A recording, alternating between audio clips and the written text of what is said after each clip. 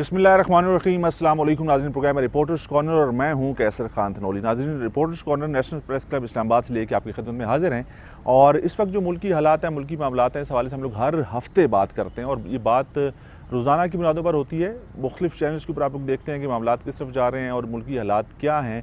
IMF का वक्त इस वक्त पाकिस्तान के अंदर मौजूद है और कड़ी शराइत रखी जा रही हैं। वज़ीर-ए-आज़म पाकिस्तान मियाँ मोहम्मद शहबाज शरीफ साहब ने तुर्की के अंदर जो भी ज़लज़ला आया उसको देखते हुए ज़ाहिर बात है उन्होंने एक विज़िट प्लान किया। कल हालांकि APC अनाउंस की गई थी कि 9 फरवरी को APC होगी, लेकिन उन्होंने कहा जी कि सबसे पहले हम लोग वहाँ पर जाएंगे। वज़ीर इत्तलात मरीम औरंगज़ेब साहब ने एक ट्वीट के ज़रिए बताया कि मामलात को उसकी संगीनियत को क्योंकि जो हमारे ब्रादर इस्लामी मुल्क है तुर्की, उसके साथ हमारे बड़े करीबी ताल्लुकात हैं, तो हमें फ़ौरन से पहले उधर जाना चाहिए और उनके दुख में बराबर के हम लोग शरीक होंगे। लेकिन फिर रात हमने देखा कि थोड़ी सी सूरत तब्दील हुई और वज़ीर-ए-आज़म पाकिस्तान मियाँ मोहम्मद शहबाज शरीफ साहब का जो दौरा तुर्की था उसको मुलतवी किया गया। हालात क्यों तब्दील हुए, एकदम से ये प्लान क्यों बदला, और आज हमने देखा कि कौमी असम्बली के अंदर इजलास भी बुलाया गया और वज़ीर-ए-आज़म पाकिस्तान मियाँ मोहम्मद शहबाज शरीफ साहब उससे खिताब भी किया।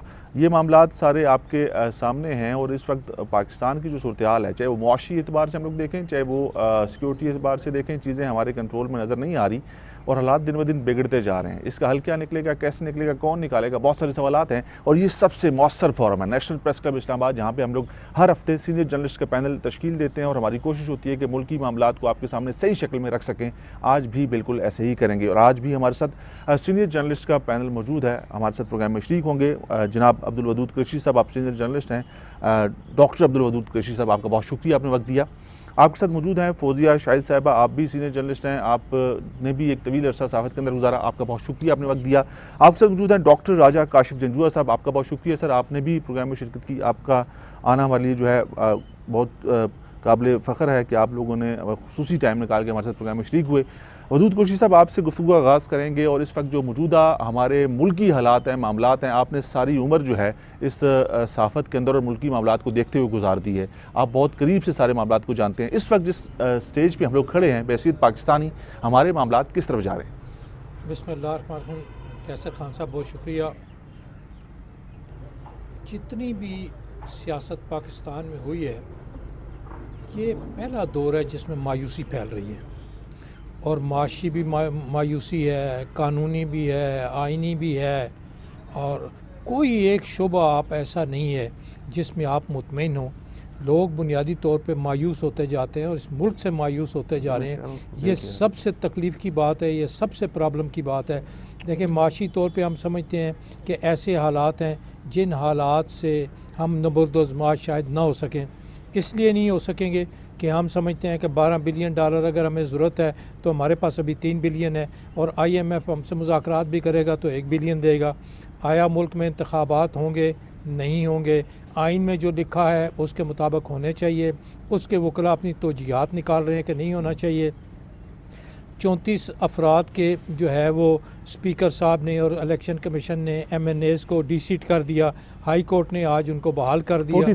43 लाहौर हाई कोर्ट का आज का फैसला है जी, उनको बहाल कर दिया। पीछे जब इमरान खान साहब की हुकूमत थी उसमें बहुत सारे लोगों को गिरफ़्तार किया गया और उन पर गद्दारी के मुकदमे बनाए गए।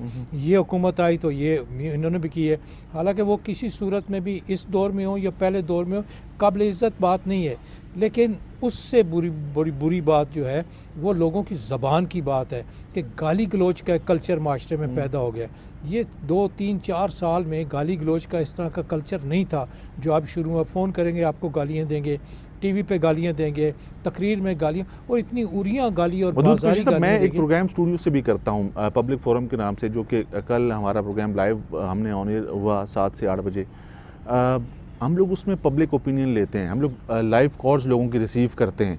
उसके अंदर जिस गाली का और जिस का जिक्र आप कर रहे हैं बद अखलाक़ी का, वो इस हद तक फैल गई है कि लाइव कॉलर्स ने भी कुछ हमें उसके अंदर मुख्तलिफ़ पॉलिटिकल पार्टीज़ के लीडरान के नाम लेकर उन्होंने कुछ गालियाँ दी, तो हमने उनको डिस्कनेक्ट किया। मजबूरी है, हम लोगों का ये लेवल हो गया है कि अब आम लोग भी उस तरह से गुफ्तगू करते हैं और मामलात इतने बिगड़ चुके हैं, हमें समझ नहीं आ रही कि हम लोग किस तरफ जा रहे हैं।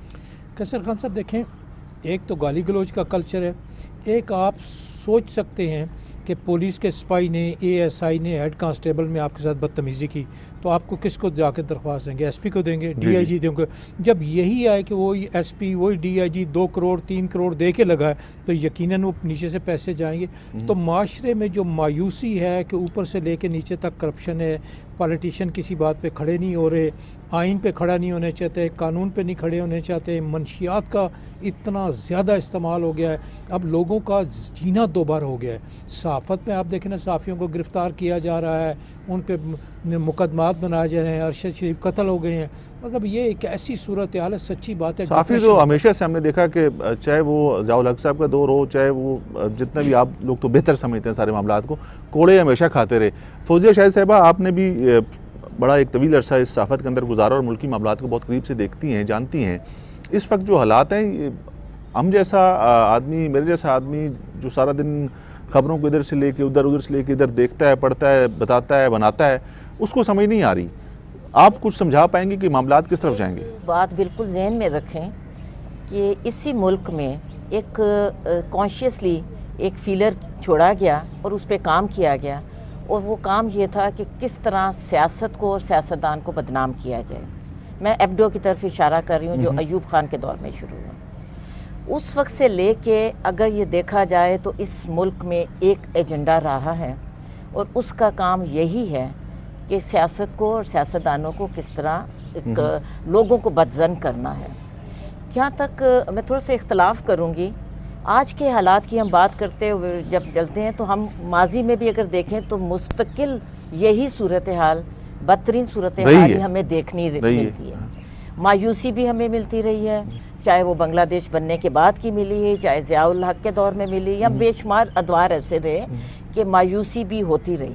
लेकिन प्रॉब्लम ये है कि वो जो एजेंडा था जो एबडो से शुरू हुआ था, वो अपनी, मैं समझती हूँ कि बुलंदी पे पहुँचा जब 2018 में आप एक एजेंडे पे आपने एक हुकूमत बनाई इस मुल्क में, और उसका सिर्फ काम एक था कि आपने सियासतदान को, चाहे वो दोनों बड़ी जमातों के जो भी अकाबरीन हैं, ठीक है, कानून के मुताबिक किसी ने भी कुछ भी किया उसको सज़ा भी होनी चाहिए, उसकी मैं कभी किसी के खिलाफ वो नहीं हूँ, लेकिन ये है कि आप एक मुकम्मल तौर पे उसके ऊपर धब्बा लगा दें कि फ़र्ज़ किया कि जो मुस्लिम लीग नून है तो वो करप्ट है, या पीपल्स पार्टी है तो वो करप्ट है। ये जो एजेंडा उसको दिया गया, मुझे अफसोस से कहना पड़ता है कि पिछली हुकूमत के पास यही सिर्फ एक एजेंडा दिया गया और वो इसी एजेंडे पे उसने बहुत खुल के काम किया। जो अभी ज़ुबान की बात आ रही है ना, ये यही चोर डाकू से शुरू हुई। जब आप एक समझते हैं कि वो शख्स करप्ट है या वो चोर है या डाकू है, देखिए मैं हमेशा बार बार एक बात करती हूँ, 500 से ज़्यादा लोग आपके पार्लियामेंट मरकज़ में, सेनेट में और उसमें बैठे हुए हैं। क्या आप ये समझते हैं कि ये 500-550 जितने लोग हैं सारे करप्ट हैं? मैं ऐसे लोगों को भी जानती हूँ जिनके अभी भी अपने घर नहीं हैं, किराए के घर में रहते हैं, ठीक है, और ऐसे वसाइल नहीं हैं कि जिस पे हो। ये ज़रूर है, एक चीज़ हमें बिल्कुल क्लियर होनी चाहिए, ये जो सिस्टम जिसको हम कैपिटलिज्म कहते हैं, ये करप्ट सिस्टम है। ये जो अमीर और गरीब में जो इतना फ़र्क पैदा कर देता है, इतना जो उसमें गैप आ जाता है, उसको मैच करने में बहुत सी बुराइयां जन्म लेती हैं। अब उस बुराई को हम सोच नहीं रहे, हम उसको कम करने की बात नहीं कर रहे। और ये मामला इतनी जल्दी ठीक होने वाले लगते नहीं, इसके लिए टाइम चाहिए आपको। जी, आपने जितना वक्त दिया है उसको ख़राब होने में, उतना तो टाइम देना अब ठीक होने में। दूसरा एक और बात जो है ना, देखें हम लोग जो हैं थोड़े से तरक्की पसंद सोच के जो लोग हैं, हम लोगों ने हमेशा ये कहा कि जब बदतरीन हालात होते हैं तो उसी से बेहतरी होती है, और हमारी कौम ने तो साबित किया है, जब आपके क्राइसिस में आप आते हैं उससे आप थोड़ा सा स्टैंड लेते हैं। मुझे इससे एक होप ज़रूर है, क्योंकि मैं जो इस नहीं मुकम्मल होप है, सॉरी एक थोड़ी होप नहीं, एक इस तरह से इकॉनमी के हवाले से बात करूंगा, क्योंकि मौशी एतबार से हमारा मजबूत होना सबसे ज़्यादा ज़रूरी है। मैं इस मुल्क के एक बड़े अच्छे इकॉनमिस्ट के साथ बैठा, उसने मुझे बताया कि यार ये मामलात ऐसे नहीं हैं जैसे आपको बताए जा रहे हैं, बुरे हालात ज़रूर हैं, लेकिन दुनिया ये चाहती है कि हम लोग अपनी चीज़ों को डॉक्यूमेंटेड कर दें, और जो डिफ़ॉल्ट का मामला गिना जाता है या बताया जाता है वो हुकूमती सतह पर ज़रूर है, जिसके अंदर पेट्रोल है, डॉलर्स है, या जो हमारी एक्सपोर्ट्स हैं, जो चीज़ें डॉक्यूमेंटेड हैं। इस मुल्क की 95% इकॉनमी कहते हैं अनडॉक्यूमेंटेड है, और वही आपकी बचाव की वजह बन सकती है। मैं माज़रत के साथ आपको कतई कलामी करते हैं। देखिए हमारे यहाँ कुछ फ़ैसले आप खुद जब करते हैं वो क्यों अमल दरामद उन पर नहीं होता। मसलन 2013 में 12 का एंड था या 13 का अर्ली था, जिसमें आपने ऑयल का मायदा ईरान से किया, आप नहीं कर रहे हैं। इसके साथ साथ आपने करेंसी स्वैप के मायदे किए कई मुल्कों से, उसमें अभी आजकल तुर्की का आपने जिक्र किया, तुर्की के साथ भी आपने करेंसी स्वैप का मायदा किया। क्यों अमल दरामद नहीं होता? प्रॉब्लम ये है कि वो जो चीज़ जिसकी मैं निशानदेही कर रही हूँ कि ये जो इकनॉमिक सिस्टम, जो आलमी इक़्तिसादी निज़ाम है, वो हमारे मुल्क के लिए नहीं है। जो आप उम्मीद की बात करते हैं, देखें इस मुल्क में अफरादी क़ुव्वत को आप देखें, इस मुल्क में कुदरती वसाइल को देखें जिसको हम टैप ही नहीं कर रहे। हमने अभी संदेह की बात होती है, ये आपका जो प्रेशियस स्टोन्स की जब बात की जाती है, ये सारा आपने कहाँ टैप किया है? यहाँ से कीमती पत्थर चोरी होके भारत से जाके देखिए इस वक्त IMF का वक्त मैंने जिक्र भी किया प्रोग्राम की ओपनिंग, क्योंकि पाकिस्तान के अंदर मौजूद है और पाकिस्तान $1 अरब का जिक्र किया वदूद कोशी साहब ने कि $1 अरब आपको वो देंगे, लेकिन वो जो आपके ऊपर शरायत या जो आपके ऊपर पाबंदियाँ लगा रहे हैं या जो आपको वो कैप्चर करना चाह रहे हैं वो बहुत ख़तरनाक हैं। डॉक्टर राजा काशिफ जंजुआ साहब, आप बेहतर चीज़ों को समझते हैं, मामला आपके सामने हैं, बच्चों को पढ़ाते भी हैं यूनिवर्सिटीज़ के अंदर। जाहिर बात है इस वक्त जो पढ़ रहे हैं बच्चे जो यूनिवर्सिटीज़ के अंदर हैं, उनका माइंड क्या है, वो कितनी उम्मीद लगाए बैठे हैं इस सारे निज़ाम से और मामला से? देखिए निज़ाम से यूथ को अगर हम बात करें ना, नौजवानों की, PTI उनके लिए एक उम्मीद बन के आई, लेकिन PTI के साथ वही मसाइल हो गए जो बाकी पार्टियों के साथ थे।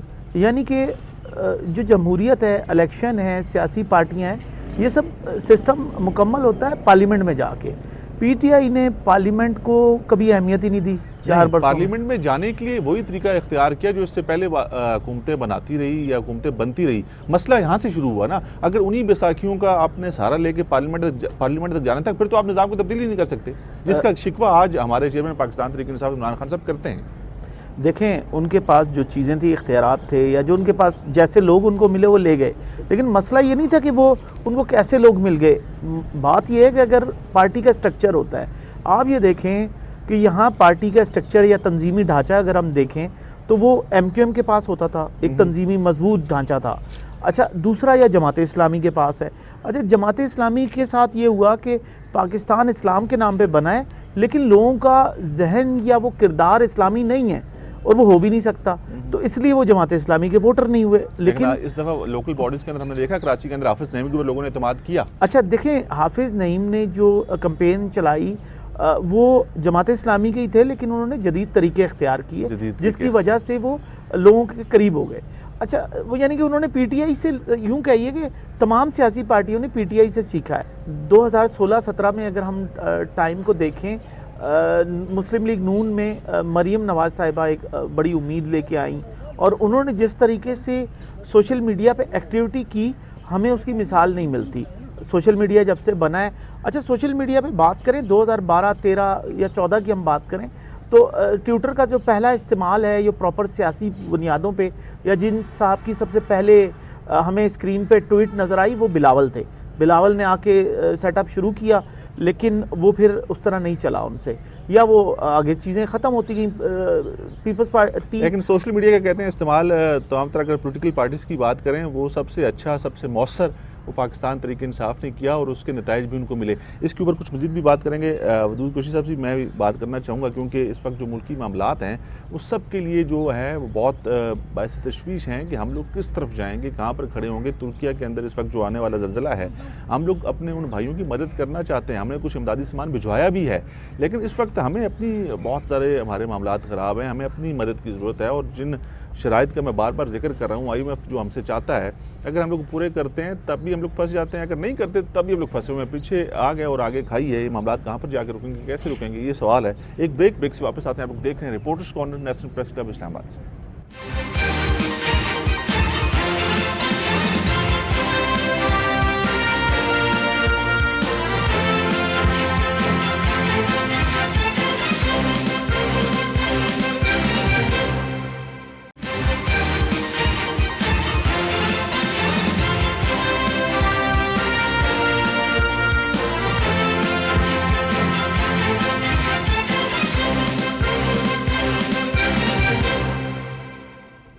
नाज़रीन, ब्रेक के बाद एक बार फिर आपको कहेंगे खुश आमदीद प्रोग्राम है रिपोर्टर्स कॉर्नर, और रिपोर्टर्स कॉर्नर में आज भी हमारे साथ मौजूद है सीनियर जर्नलिस्ट का पैनल। वदूद कोशी साहब आपकी तरफ बढ़ेंगे। मैंने जिक्र किया दौरा तुर्किया का, वज़ीर-ए-आज़म पाकिस्तान मियां मोहम्मद शहबाज शरीफ और उनकी टीम ने उजलत में फ़ैसला कर लिया एकदम से जाने का। जी सबसे पहले उधर जाते हैं और इसमें कोई शक नहीं है, हम उनके दुख में बराबर के शरीक हैं, लेकिन एकदम से इतना जल्दी ये फ़ैसला कर लेना और जाने का अमदादी सामान जो हम लोग भिजवा सकते हैं हमने भिजवाना चाहिए और भिजवाया भी है, और फिर एकदम से इसका फ़ैसला होना कि नहीं जा रहे, और आज कौमी असम्बली के इजलास से खिताब कर दिया उन्होंने। ये मामला क्या है, ये क्यों? बुनियादी तौर पे हमारे हुक्मरानों के साथ जो लोग हैं वो शायद तारीख़ से वाकिफ़ नहीं है।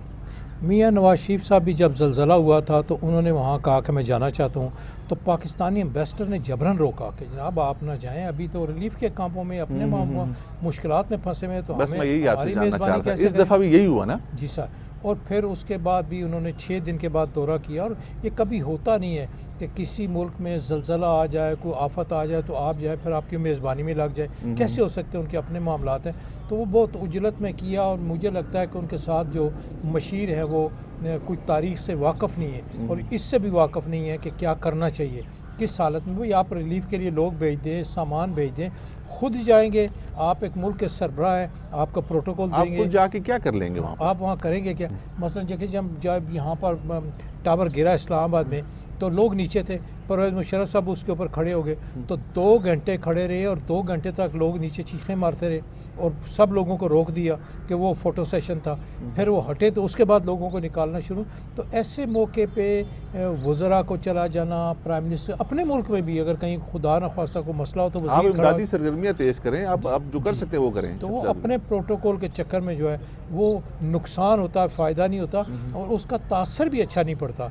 तो अच्छा फ़ैसला नहीं था जो उन्होंने किया। मतलब अब या तो उनको मना कर दिया गया या उनको शायद समझ आ गई कि ये मुनासिब वक्त नहीं है जाने का।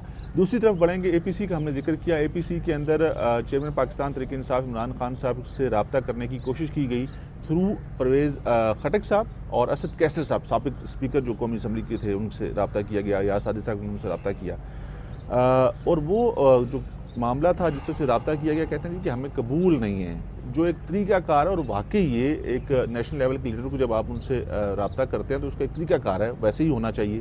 पहले 7 फरवरी की डेट दी गई, फिर 9 फरवरी की डेट दी गई, और अब मामला कहाँ पर जाएगा, ये एपीसी होगी या नहीं होगी, या नेक्स्ट डेट कौन सी होगी, और उसमें क्या खान साहब शिरकत करेंगे जिस तरह से वो चाहते हैं, वैसे अगर दावतनामा मिल जाता है तो? कैसर खान साहब देखें, एपीसी के बारे में कोई चीज़ भी हतमी सामने नहीं है।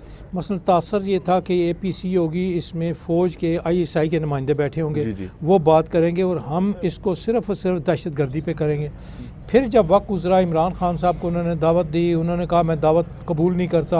अब उन्होंने नया स्टैंड दिया कि मैं जाऊंगा और मुझे बाज़ाब्ता लिख के दिया जाए। मुझे लगता है कुछ तरीक़ाकार तो वैसे यही होना चाहिए था। एक कौमी लेवल के लीडर को आप प्रॉपर प्रोटोकॉल के साथ, जब प्रोटोकॉल से मुराद जो तरीक़ाकार है उसको अडॉप्ट करते, बजाय इसके किसी को फ़ोन करके पैगाम भिजवा दें जी कि आप हम लोग चाहते हैं कि आप भी आ जाएँ, ऐसा तो नहीं होता ना।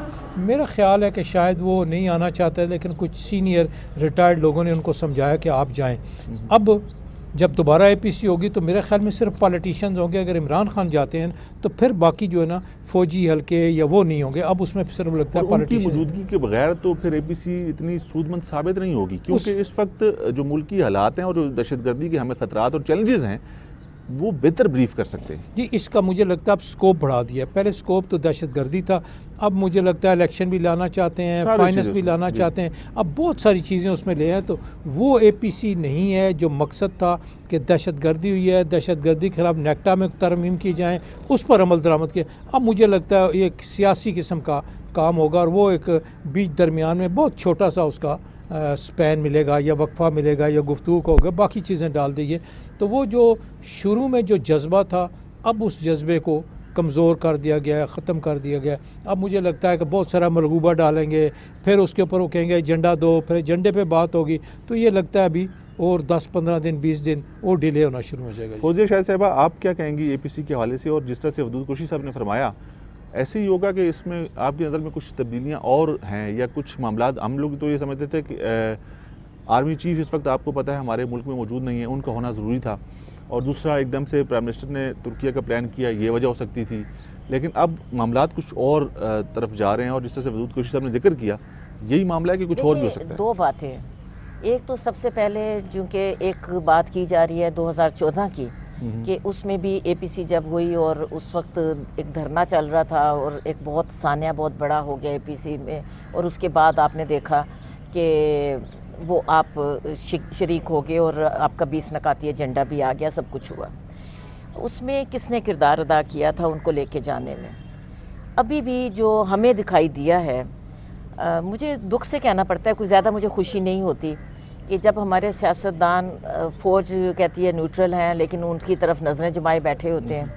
अभी भी जो पहले फ़ैसला ना जाने का था उसके बाद आने का, तो वहीं से कोई इशारा उन्होंने लिया और उनकी ख्वाहिश भी ये है कि फिर एक मरतबा, आपसे मुराद के मैं बिल्कुल वाज़े तौर पे एस्टेब्लिशमेंट से कि माजी के किसी रिटायर्ड किसी, आप उसको मौजूदा की मैं बात कर रही हूँ, मैं अच्छा। माजी में जाने की इतनी ज़्यादा वो उसमें नहीं कर रही। बात यह है कि वो ताल्लुकात तो बेहतर करना चाह रहे हैं, उनके ताल्लुकात जो हैं वो ख़राब हुए और उसके बाद उन्होंने जब कुछ उनके जनरल्स के बारे में ओपन नाम लेके बहुत से लोग ये कहते हैं कि उसके खान बाद साहब को समझाया गया उनके मैं, करीबी दोस्तों की तरफ से कि आप अगर थोड़ा एपीसी में नहीं जाएंगे, वो समझाने वाला ही कहा जाता अगर है। आप एपीसी में नहीं जाएंगे तो कल अगर ये फैसले आपके बगैर भी हो जाएंगे और मामला आगे बढ़ जाएंगे और चीजें बेहतर होगी तो आपको नुकसान होगा उसका। आपको थोड़ा सा इशारा उसमें मिलता है कि समझाया किसने है, बहुत सी मतलब चीजें फवाद चौधरी भी होती समझा हैं। सकते हैं, परवेज खटक आपको समझा भी सकते मालूम हैं। है आपको भी मालूम है, मुझे भी मालूम है कि समझाना कहाँ से वो थोड़ा सा इंफॉर्मेशन ले लेते हैं और कहाँ से समझने की बात करते हैं। मामला मुझे ये भी नज़र आ रहे हैं। खैर, अगर उनके ताल्लुकात वो बेहतर करना चाहते हैं, मैं उसमें किसी सियासी जमात में नहीं कहती, इस मुल्क के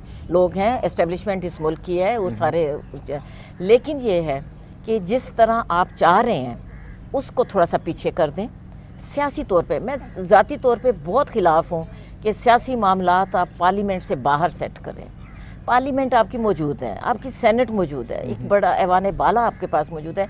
आप कभी कहीं देखते हैं कि कहीं से कोई आपको रिलीफ मिले, कभी किसी जगह नज़र करते हैं, मैं उसके बहुत ख़िलाफ़ हूँ।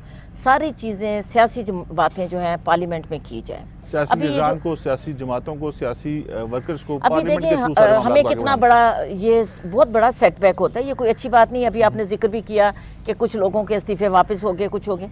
ये क्या तमाशा बना दें? आपने इख्तलाफ करना है पार्लियामेंट में करें, सड़क पे जब आपकी इलेक्शन आएंगे सड़कों पे आएँ। अभी क्यों आप सड़कों पे बैठते हैं? किस लिए? आपके पास इतना बड़ा फोरम, आप उसकी जब तौहीन करते हैं ना, तो आप, मैं समझती हूँ कि सियासत को गाली देते हैं। डॉक्टर राजा काशिफ जंजुआ साहब, चेयरमैन पाकिस्तान तहरीक इंसाफ इमरान खान साहब, मेरी नज़र में, मेरी ज़ाती राय है कि अपने सारे कार्ड खेल चुके हैं। अब आखिरी कार्ड उनका ये था कि हम लोग जेल भरो तहरीक शुरू करेंगे, और जेल भरो तहरीक के अंदर भी अब कुछ थोड़ी सी तब्दीलियाँ आती हुई नज़र आ रही हैं कि अगर ये मशरूत कर दी गई हैं इलेक्शन के साथ, और खान साहब की जो इस वक्त मौजूदा पोजीशन या उनकी जमात की है, आपको लगता है कि वो चीज़ों को जैसे चाहते हैं वैसे मैनेज कर पाएंगे, या जैसे पीडीएम के लोग हैं या जो बाकी सियासतदान हैं जो इस वक्त मुल्क की सियासत के अंदर मौजूद हैं, वो अपनी मर्ज़ी से चीज़ों को सेटल करेंगे? अच्छा देखें, गुज़िश्ता कई बरस से 2014 से जब से पीटीआई हमें जिस मकाम पे नज़र आती है, एक बात तो तय है कि पाकिस्तान में जो भी बयानियाँ हैं वो पीटीआई ही तश्कील देती है और बाकी सब उसको फॉलो करते हैं। अच्छा, जो इमरान खान है वो खुद कितने सियासी, वोट को इज्जत दो का बयानिया तो मियां मोहम्मद नवाज शरीफ का था। देखिए वो उनका आया, लेकिन ये भी बाहर निकले तो ये उसकी तरफ गए, लेकिन वोट को, जैसे हमारे साथ इन्होंने कहा कि पार्लियामेंट से सारी चीज़ें मशरूत हैं, लेकिन इमरान खान की नज़र में जो है, चूँकि पार्लियामेंट में भी आप वोटों के ज़रिए जाते हैं या पब्लिक के ज़रिए जाते हैं, तो जितना पॉपुलर वोट है, जितनी यूथ है, जितना एक बड़ा हल्का है शहरों में के अलावा पंजाब और केपी की अगर हम बात करें, हत्ता कि बलूचिस्तान भी शामिल करें और कराची को भी हम मिला लें, तो वो पीटीआई है इस वक्त पाकिस्तान की वो वाहिद जमात होगी जो इस वोट बैंक सब सूबों में रखती है। और जो इमरान खान है, चाहे वो अच्छी बात कर रहे हैं या बुरी कर रहे हैं, तय वही कर रहे हैं कि क्या करना है। और उनके इर्द गिर्द जो लोग हैं, मुझे नहीं लगता कि वो कौन कह रहा है, मुझे लगता है कि वो सुनते किसी की नहीं है। जो अगर आपको लगता है ना कोई कान में आके उनके कह दे, क्योंकि अगर वो सुनते होते ना किसी की, तो वो बुजदार को नहीं रखते, वो ऐसी बहुत सारी चीज़ें नहीं करते जो उनको देखना चाहिए था। तो इसका मतलब है कि उन्होंने एंड ऑफ द डे तो उन्होंने करना वही है जो उनका दिल करता है, या वो, मुझे लगता है वो जैसे क्रिकेट में होते थे कि फैसला कर लिया है, तो ये क्रिकेट तो नहीं है ना, सियासत बड़ा संजीदा चीज़ है। तो इसमें अभी तक वो इतने कामयाब तो नहीं हुए ना उनकी, अगर हम लोग सियासत की बात करें या उनकी हुकूमत की बात करें, जो चाहते थे वो या जैसा वो करना चाहते थे, वो कहते हैं वैसा हुआ नहीं मेरी ख्वाहिश के मुताबिक, या मैं जिस तरह से पाकिस्तान को नया पाकिस्तान बनाना चाहता था वैसा हुआ नहीं, मुझे करने नहीं दिया गया। देखें वो कितनी चीज़ों में कामयाब हुए नहीं हुए, उसकी एक बड़ी वजह यह है कि वो ब्यूरोक्रेसी का बेहतर इंतखाब भी नहीं कर सके। जब आप आज़म खान को लाएंगे और ला के बिठा देंगे तो फिर उसके बाद यही नतीजा होगा। अगर वो लेके चलते पंजाब की ब्यूरोक्रेसी की जो तजुर्बेकार भी थी, और मुस्लिम लीग नून के साथ वो 30 बरस से कितने प्रोजेक्ट्स कर चुके थे, तो अच्छा बंदा आप लाते हैं एडवाइज़र, और मुल्क जो प्रॉपर काम करते हैं वो ब्यूरोक्रेसी करती है, वो आपके कोई पॉलिटिशियंस बैठ के नहीं कर रहे होते। इवन कि आप देखें क्या पीटीआई का सिटीज़न पोर्टल कामयाब नहीं हुआ, क्या उनका हेल्थ कार्ड कामयाब नहीं हुआ। हेल्थ कार्ड नून लीग का इनिशिएटिव था, लेकिन उसको जिस सतह पे लेके गए, पीटीआई के पास बहुत कुछ है कहने को, लेकिन मामला ये है कि उनके पास वो लोग नहीं हैं जो उनकी कामयाबियों को शेयर करें। और केपी में हेल्थ कार्ड बहुत सक्सेसफुल हुआ, पंजाब में भी आया, तो इसका मतलब है और कि कामयाबी तो पीटीआई को मिली है। और दूसरा ये कि पीटीआई कामयाब अगर नहीं है तो पीटीआई एक ऐसी पार्टी, नौज़ादा पार्टी से लेकर यहाँ तक उसका वज़ीर आज़म 4 साल रह के चला जाता है और हम उसको कहते हैं वो कामयाब नहीं है, तो फिर इसका मतलब है कि हमारे अंदर बुग़्ज़ पीटीआई है। बैसाखियों का जिक्र किया ना, बैसाखियों के साथ आए, और अगर वही तरीक़ाकार अपनाना था तो फिर तो मियाँ मोहम्मद आशिफ भी अच्छे थे, फिर तो आसफ़ अली ज़रदारी भी अच्छे थे, फिर तो जो इससे पहले लोग आते रहे वो सब बहुत अच्छे थे। वदूद कुरैशी साहब, एक चीज़ तो बड़ी क्लियर है कि चेयरमैन पाकिस्तान तहरीक इंसाफ इमरान खान साहब ने अपनी 2 सूबाई हुकूमतें ख़त्म की। एक खैबर पख्तूनख्वा के अंदर हमने देखा, और एक पंजाब के अंदर परवेज़ इलाही साहब ने जो है ना असेंबली डिज़ोल्व की। ये उनका आइनी हक़ था जो उन्होंने इस्तेमाल किया। अब आपको लगता है जो हम लोग बयानात सुन रहे हैं मुस्लिम लीग नून के कुछ सीनियर रहनुमाओं के या कुछ लोगों की जो खबरें आ रही हैं, कोई आइन शिकनी होने जा रही है? कैसर खान साहब देखें, मैं समझता हूँ ज़ाती तौर पे कि इलेक्शन ना करवा के 90 डेज़ कौमी असम्बली से निकलना उनकी सबसे बड़ी गलती थी। ठीक है। और उसके बाद ये भी दोनों सूबाई असम्बलियों से निकल जाना, उनको तोड़ देना, ये भी उनकी गलती थी। कभी ऐसा नहीं होता, लेकिन वो तो बज़ेदा कहते हैं बहुत अच्छा फैसला किया मैंने। ये कभी ऐसा नहीं होता कि आप एक तो दूसरे के लिए ग्राउंड खाली कर दें, नंबर 1। नंबर 2 है कि ये नहीं होता कि एक आदमी आमर के तौर पे आए और फैसले करे। फ़ैसले आपको इन्हीं क़वानीन के मुताबिक, इन्हीं आइन के मुताबिक अपनी एक लिमिट में करने होते हैं। उस लिमिट में फ़ैसले करना ही आपके अक्ल, शऊर और सियासत की बुनियाद होती है, और उसका पता लगता है। एक आदमी, या तो आप चीफ मार्शल एडमिनिस्ट्रेटर हैं, जो मर्ज़ी करें, आपको जमहूरी तौर पे आना है, इन्हीं हदूद और क़यूद में रह के वो फ़ैसले करने हैं कि मुल्क और कौम की बेहतरी हो, और उसके लिए आपको अच्छे मशीर चाहिए। जब आप अकबर बादशाह खुद तो अनपढ़ था ना जी, 9 रतन उसने रखे, उन्होंने ऐसे मशवरे दिए कि पूरे हिंदुस्तान को एक मुल्क उन्होंने बना दिया। तो जब तक आपके पास अच्छे लोग नहीं होंगे, फिर आप ये समझेंगे कि हम इस्टेब्लिशमेंट बंदे दे, जो इस्टेब्लिशमेंट के, और फिर कहे हम उसके ज़िम्मेदार हैं, वक्त गुजरे कहे हम इसके ज़िम्मेदार ही नहीं, हमारा से तल्लक ही नहीं, वो मेरे इख्तियार में, तो आपको पहले छोड़ देना चाहिए। तो अब भी अगर मिलेंगे तो फिर क्या आपसे यही तवक्को की जा सकती है? देखिए, मियां नवाज शरीफ खड़े हुए हैं, आप अच्छा बुरा कहें, वो खड़े हुए हैं 2-3 बार, उनका ये नहीं मानूंगा, ये नहीं, अभी भी चीफ ऑफ आर्मी स्टाफ की जो है अपॉइंटमेंट पे वो खड़े हुए हैं। तो इस तरफ सियासतदान को अपनी डोमेन में रह के फ़ैसले करने होते हैं, और फ़ैसले मशवरे से करने होते हैं, वन वे बैठ के नहीं करने होते। फ़ैसला फ़ायदा मेरे सवाल की तरफ, आइन शिकनी होगी कि नहीं होगी? 90 दिन के अंदर इंतखाबात कराने की पोजीशन में है आइन शिकनी की हुकूमत। जो दफ़ा 6 है उसकी भी हदूद और क़यूद है।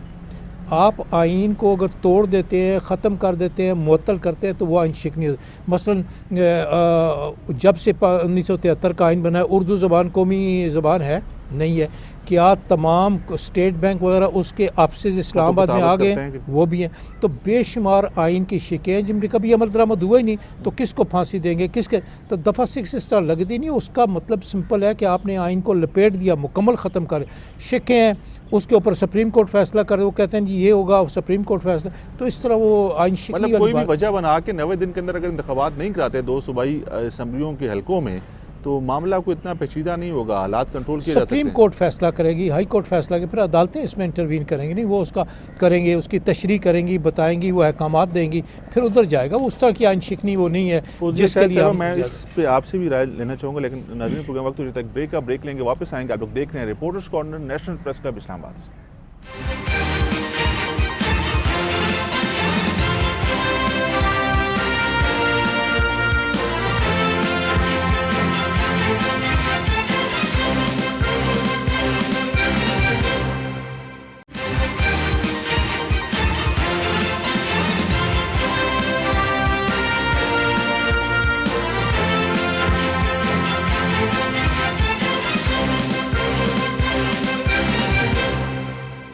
जी नाज़रीन, ब्रेक के बाद एक दफ़ा फिर आपको कहेंगे खुश आमदीद। और फौज़ शाहिद साहब आपकी तरफ बढ़ेंगे। वदूद कोशिश साहब की आपने गुफ्तगू सुनी। मैंने कहा कि 2 सूबों के अंदर हुकूमत और इलेक्शन कमीशन जो है वो इंतखाबात 90 दिन के अंदर करवाने के लिए तैयार हैं, क्योंकि गवर्नर साहिबान ने तो अभी तक कोई मुनासिब जवाब नहीं दिया या डेट नहीं दी। जवाब तो उन्होंने दिया लेकिन डेट कोई नहीं दे सके। और इलेक्शन कमीशन भी रोज़ाना की बुनियादों के ऊपर हम लोग देख रहे हैं कि मीटिंग्स कॉल कर रहे हैं, बातचीत हो रही है। आज भी मीटिंग हुई और दोनों सूबों के इंस्पेक्टर जनरल ऑफ पुलिस को भी बुलाया गया और ज़िम्मेदार लोग भी मौजूद थे, चीफ सेक्रेटरीज भी मौजूद थे।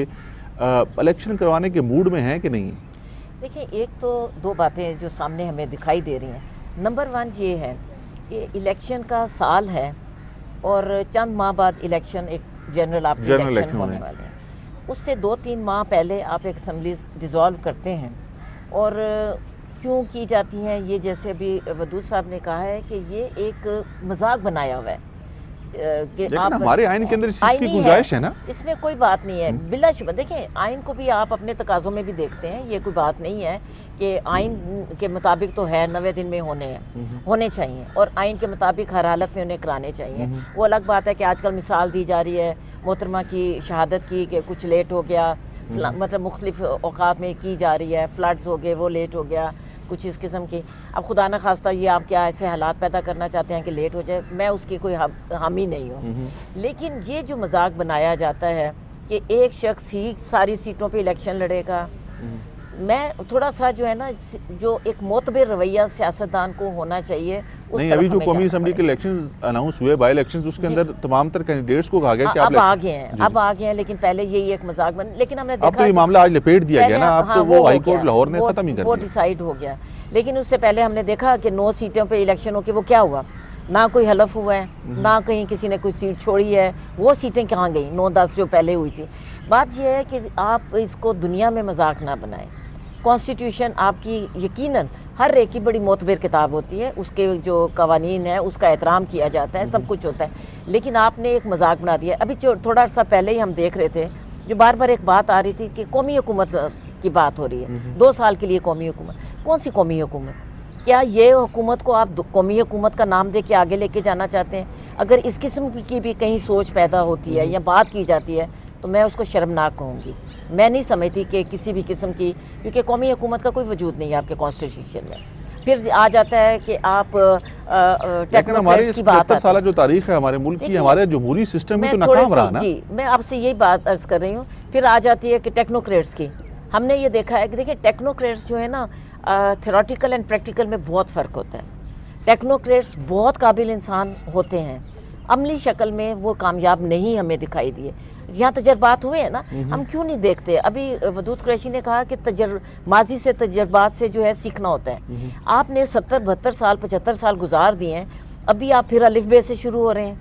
क्या बात है? क्यों अपने वो जो आपके नाकाम तजर्बात हैं, साल हमारे चाहे वो तजर्बात पॉलिटिकल पार्टीज के हों चाहे हमारे डिक्टेटरशिप के हों, तो हमने तो बुरे ही देखे, नाकाम ही हुए। मैं आपसे वही अर्ज कर रही ना कि नहीं, देखिए, मैं पॉलिटिकल पार्टीज़ की हामी हूँ, मैं नाकाम नहीं कहती, जो साफ बात है।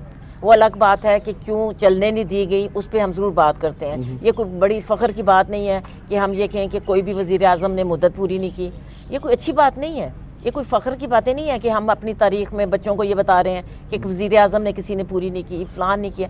ये तमाम बातें जो हैं हमारे लिए एक स्याह धब्बा है कि हम तारीख में ये चीज़ें शामिल करते हैं। अहलियत और काबिलियत का मसला था, क्या मामला था? देखिए, अगर काबिलियत के हवाले से देखें, ये जो एक बार बार जो अल्फाज का इस्तेमाल गलत है।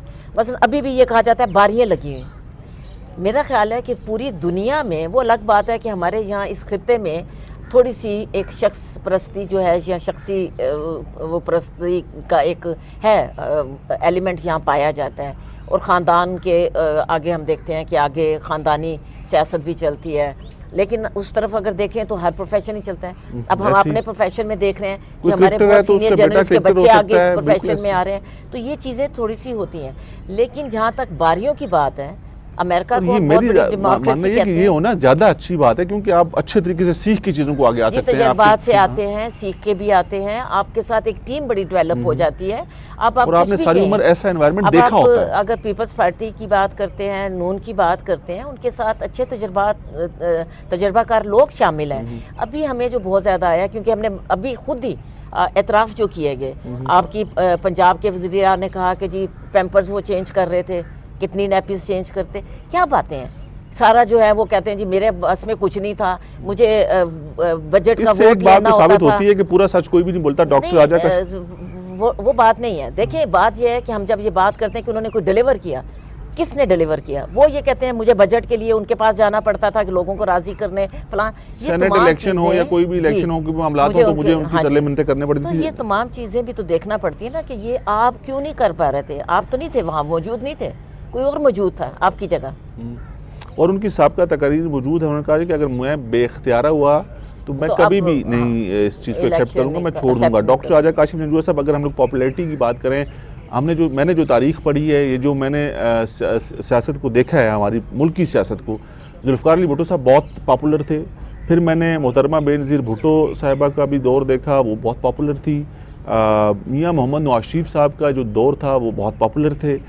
आज इमरान खान साहब का जो दौर हमने देखा वो बहुत पॉपुलर हैं, इसमें कोई दो राय नहीं है। लेकिन हमारे मुल्क में रहने वालों का, हमारी इस मुल्क की आवाम का हाफजा बड़ा कमज़ोर है, हम लोग चीज़ों को बहुत जल्दी भुला देते हैं।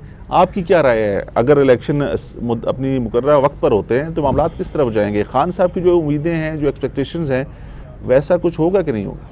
देखें, इमरान खान पॉपुलर लीडर हैं, ठीक है, सिर्फ जिनके नाम लिए वो सारे पॉपुलर थे।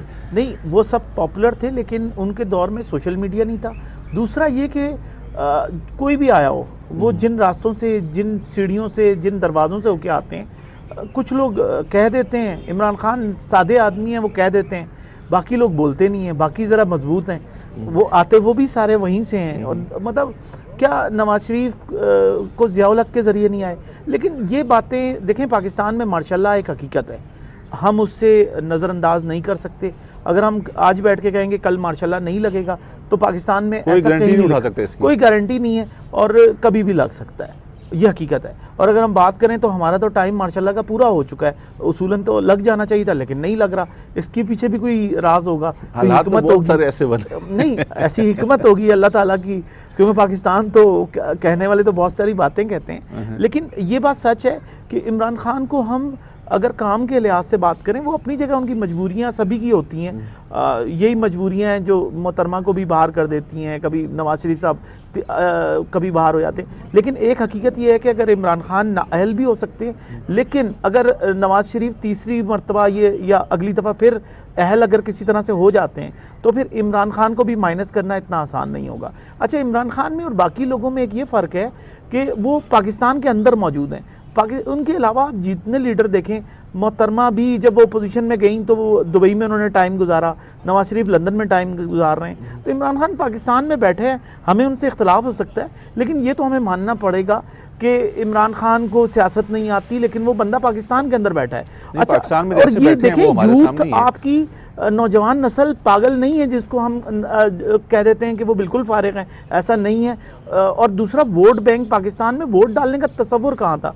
70 में लोगों ने वोट डाले, जिसको हम कहते हैं 7 दिसंबर हम इलेक्शन डे मनाते हैं ना, कि हमारा सबसे पहला और मुत्तफ़िका, जिसको कहते हैं कि गैर जानिबदार किस्म का इलेक्शन था, उसके ऊपर आज भी इलेक्शन कमीशन आज मनाता है। और मैं उसकी कमेटी का मेंबर रहा, डेविक का, और मैंने एक चीज़ वहाँ रह के ये देखी कि वो वहाँ ये अक्सर मीटिंग्स में ये बात होती रही कि अगर वोट बैंक पाकिस्तान में ये गुज़िश्ता जितने अरसों में बढ़ा इतना, तो उसके पीछे यूथ थी और पीटीआई का एक बड़ा हल्का था। नो डाउट, हमने पॉपुलैरिटी का जिक्र किया, जारी बात है। और वो कहते हैं बहुत से लोग, रात को मैं वदूद कुशी साहब आपकी तरफ बढ़ूंगा, रात को मैं फैसल वाडा साहब को सुन रहा था। फैसल वाडा साहब, आपको पता है कि पाकिस्तान तहरीक इंसाफ के बड़े अहम रुकन थे, बड़े क्लोज थे चेयरमैन पाकिस्तान तहरीक इंसाफ इमरान खान साहब के। फिर एकदम से दुनिया बढ़ी, और वो आज भी कहते हैं कि मैं खान साहब के लिए बहुत मुखलिस हूँ, और मैं सच्ची बात कहता हूँ जो है, जो इर्द गिर्द के 2-4 लोग उनको ख़राब करने वाले हैं, उन्होंने पूरी जमात का बेड़ा घर कर दिया और खान साहब को भी बेड़ा घर कर दिया।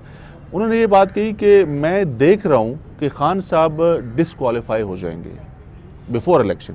कैसे खान साहब, हालात तो ऐसे ही हैं कि इमरान खान डिस्क्वालीफाई भी होंगे, गिरफ्तार भी होंगे। अभी तक जो सूरत हाल में नज़र आती है वो यही है। देखें, फैसल वाबडा साहब कहाँ से ब्रीफिंग लेके बोलते हैं, वो उनकी गुफ्तगू से पता लग जाता है, और क्या बात करना चाहते हैं। जब तक आप ख़ुद इक़्तिदार और इख्तियार में थे, आपने एफिडेविट गलत दिया, गलत एफिडेविट पे आपको निकाला गया, आपने कहा नेशनैलिटी छोड़ दी है, साबित हुआ आपने नहीं छोड़ी। तो अगर ये सियासतदान सच्चे हों, सच बोल रहे हैं, ठीक बोल रहे हैं, तो बहुत सारे काम ठीक हो सकते हैं। अभी तक तो यही है कि इमरान खान साहब की नाअहली हर हाल नज़र आ रही है और लगता है कि उनका रास्ता रोका जाएगा। लेकिन बहुत से हलकों में हमारे तक भी ये खबर आती है, कुछ दोस्तों के साथ बैठते हैं, वो ये बात करते हैं कि खान साहब इस मुल्क की सियासत से वाकई माइनस हो गए हैं, उनकी कोई जगह आगे इस मुल्क की सियासत के अंदर नहीं है। कैसर खान साहब एक सियासी जमात इक़्तिदार और इख्तियार में है, वो लोगों को पेट्रोल 35 रुपये बढ़ा रही है, बिजली वो बढ़ा रही है, महंगाई वो कर रही है, तो वो इसलिए कर रही है कि इक़्तिदार छोड़ के चली जाएगी, कि उसके जवाब में लोग जो इमरान खान को वोट दे, हो नहीं सकता ना। इसलिए ये यकीनी बात है कि ये इलेक्शन कहीं अभी 6 महीने में हो जाएंगे, साल में हो, इसका मुझे नज़र नहीं आता। देखिए इतनी में और ये भी नज़र नहीं आता कि खान साहब दोबारा हुकूमत बनाने की पोजीशन में आ जाएं। अनपॉपुलर होके कौन इलेक्शन में जाना चाहता है, ये एक दलील है। अब अल्लाह करे। शायद साहब आप मुख्तसर से बताइएगा क्योंकि प्रोग्राम वक्त ख़त्म हुआ चाहता है, अभी थोड़ा सा टाइम रह गया हमारे पास। ये जो हमने गुफ्तगू की अभी, इससे आपको क्या लगता है कि खान साहब की ये जो मामलात हैं या जो उनकी पॉलिटिक्स है, खान साहब की हद तक कहते हैं कि पीटीआई खान साहब है और खान साहब पीटीआई हैं, इससे आगे कोई मामला नहीं है। और ये जो अभी इन्होंने अपने साबका जो उम्मीदवार थे कौमी असम्बली के, जो नायल हुए थे, जो उनको इंतखाब में उतारने की बात की, वो इसलिए की कि इनका ज़रा टेस्ट हो जाए, ये क्या कितना इनका वज़न है। देखिए इमरान खान की जहाँ तक पॉपुलैरिटी का ताल्लुक है, हम लोग बड़े शहरों में बैठ के एक एस्टिमेट्स बनाते हैं। दूर दराज के जो गोट हैं या गांव हैं या देहात हैं, वहाँ तो आपका कोई भी चौधरी है वो वोट लेके कामयाब होता है, ठीक है। अब आप वो चौधरी किसके पास जाते हैं, वो पॉपुलैरिटी वहाँ होती है। इसलिए मैं ये सोशल मीडिया की पॉपुलैरिटी या जो बात हम फ़ौरन करते हैं कि बहुत पॉपुलर लीडर हैं, मैं उस पर ज़रा थोड़ा सा कम बिलीव करती हूँ, क्योंकि मुझे ये पता है कि आपने अगर जनूबी पंजाब में इलेक्शन लड़ना है तो किस किस को लेना है, फ़लाँ जगह करना है तो वही आप हेड्स लेते हैं, जिस तरह जिनके पटों गलों में पट्टे डालेंगे आप कोई और डाल रहा होगा। सो ये पॉपुलैरिटी को हम नहीं कर सकते। बिलाशुबा सोशल मीडिया कितनी चीज़ हो गई है कि असरअंदाज हो रही है, और मेरे ख्याल में हम यहाँ बैठे हमारे पे भी असरअंदाज सोशल मीडिया होता है कि हम ये समझते हैं कि he is the most popular person. लेकिन हमने बाई इलेक्शन में देखा ना 8 से 9 सीटें उन्होंने, वो आपको भी पता है इलेक्शंस की जो सीटों का, उनकी जो सीटें थी, किस तरह इलेक्शन होते हैं, वो छोड़ दीजिए। वो लोगों का, मैं ज़ाती तौर पे इलेक्शन की सियासत को कहाँ पर देख रही हैं? मैं सियासत देखें वही वन मैन सियासत है उनकी। उनकी आगे मुझे इसलिए नहीं, जो अभी बात की जा रही है -1 की, देखिए अब -1 क्या उन पे किसी ने इल्ज़ाम लगाया है? अब ये देखिए ना, बेनज़ीर पे आपने करप्शन के इल्ज़ाम लगा दिए। हमने इसी मुल्क में हमने देखा सोहरवर्दी साहब पे भी करप्शन के इल्ज़ाम लगा के आपने हटाया, नवाज शरीफ पे भी करप्शन के हुए, फ़लान वोट। इस पे तो कोई इल्ज़ाम नहीं लगा। इस पे क्या इल्ज़ाम है? इन पे जो इल्ज़ाम है वो उनकी ज़ात का है। मसलन वो फंडिंग की बात आ रही है, गैर मुल्की फंडिंग की बात आती है, या इसमें किसी करप्शन जो उनके जरिए से कहते हैं हुई, वो नहीं, मैं आपसे वही अर्ज कर रही ना, जो उनके नाम आते थे ना, जो पहले जिस तरह करप्शन कहा जाता था, मेरा मतलब है वो तो इल्ज़ाम पे नहीं है। फ़र्ज़ किया कि अभी आप उनका बेटी का केस चेक चल रहा है, ये तो तमाम चीज़ें किसी ने तो नहीं कही ना, ये थोड़ा सा फ़र्क देख लें। अब उसमें इमरान खान कितना रजिस्ट करते हैं, तो वाज़े तौर पे तो दिखाई देता है कि 62-63 तो उन पे आ रहा है कि आपने झूठ बोला, आपकी एक औलाद है, आप नहीं मान रहे। सादिक और अमीन नहीं है। तो डॉक्टर राजा काशिफ जंजू साहब, मुख्तसरन बताइएगा आपकी क्या राय इस हवाले से, खान साहब माइनस हो जाएंगे इस मुल्क की सियासत के अंदर से? देखें, इमरान खान माइनस हो ना हो, लेकिन पीटीआई माइनस नहीं होगी। और पंजाब डिपेंड, खान साहब और खान साहब ही पीटीआई, इसके अलावा देखें नवाज शरीफ भी मुस्लिम लीग नून है, भुट्टो जो है पीपल्स पार्टी है, लेकिन इसके बावजूद पार्टियां चलती हैं, पीटीआई रहेगी और पीटीआई को आप माइनस नहीं कर सकते, ये फैक्ट है। और इमरान खान को आप जितना भी माइनस करें, और वो इस मुल्क में स्टे किए हुए हैं, सबसे इंपॉर्टेंट बात ये है। और पंजाब पे सारा डिपेंड करेगी पीटीआई। अगर पीटीआई बुज़दार जैसे नाहल आदमी को नहीं लेके आती, किसी टैलेंट को लाती है अगले इलेक्शन में पंजाब में, तो पीटीआई को हम फिर देखेंगे मरकज़ में और पंजाब में भी। लेकिन अगर वो ऐसा नहीं करते तो फिर वो ना मरकज़ में होंगे ना सूबे में। और यही हाल नून लीग का है कि वो मरीम नवाज़ को ले आए हैं, लेकिन मरीम नवाज़ को पूरा इख्तियार देते नहीं हैं। जब तक मरीम नवाज़ फुल पावर के साथ नहीं आएंगी, नून लीग का कोई मुस्तकबिल नहीं। वासिफ साहब ने अपनी पोजीशन छोड़ दी, उन्होंने कहा कि मरीम ओपन होके खुले तरीके से खेल सकें, लेकिन मरीम नवाज़ 2018 से पहले जिस तरह एक्टिव थी, हमें वो उस तरह एक्टिव नज़र नहीं आ रही हैं, और उनका बहुत फ़र्क पड़ रहा है। बहुत शुक्रिया अब्दुल वजीद कुरैशी साहब। सर, आपने वक्त दिया, आप तशरीफ़ लाए, आपका बहुत शुक्रिया। फौजिया शाहिद साहब, आपका बहुत शुक्रिया, आप वक्त दिया आपने, आप हमारी दरख्वास्त पर नेशनल प्रेस क्लब आई, आपका बहुत शुक्रिया। डॉक्टर राजा काशिफ जुंजुआ साहब, आपका बहुत शुक्रिया सर, आपने वक्त दिया, आप तशरीफ़ लाए। नाज़रीन, आपका बहुत शुक्रिया, आपने प्रोग्राम देखा। हम लोग कोशिश करते हैं कि इस वक्त जो मुल्की हालात और मामलात हैं, जो सही उसकी शक्ल है, वो आप तक पहुँचा सकें। और सीनियर जर्नलिस्ट ये वो लोग हैं जिन्होंने अपनी उम्र का ज़्यादा हिस्सा इस काम को दिया और इस मुल्की मामलात को, इस मुल्की सियासत को और इन सियासतदानों को बहुत बेहतर समझते हैं। तो यही आज की भी कोशिश थी। इंशाअल्लाह नेक्स्ट वीक आपकी खिदमत में दोबारा हाजिर होंगे। अपने मेज़बान कैसर खान थनौली को इजाज़त दीजिएगा। अल्लाह हाफिज़। पाकिस्तान जिंदाबाद।